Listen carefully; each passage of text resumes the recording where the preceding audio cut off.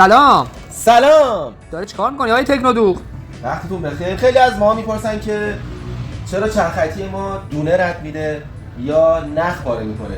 میخوام بدونی مشکل چیه؟ آره. پس بیا اینجا تا بهت بگم. الان چرخطی ما دونه رد کرده، یعنی یه فاصله بزرگ انداخته، یا نخ پاره میکنه. خیلی از دوستان عزیزمون خیاطای گلمون سوزن رو برعکس میبندن. سوزن چرخطی شما اگر برعکس ببندی هم نخ پاره میکنه هم دونه رد. صافی سوزن برای چرخه خونگی باید صافیش به پشت چرخطی باشه. خیلی ها صافیش رو روبروی خودشون میبندن.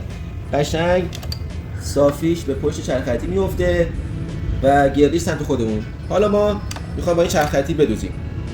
نخش میکنین و با این چرخ میدوزیم. یکی اینه، یکی این که تنظیم نختون.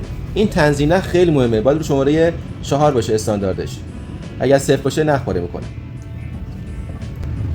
الان ما سودن رو درست بستیم و با چرخطیمون میدوزیم. نگاه کنید دوختمون خیلی منظم، دیگه نه دونه رد میده نه نخ پاره میکنه.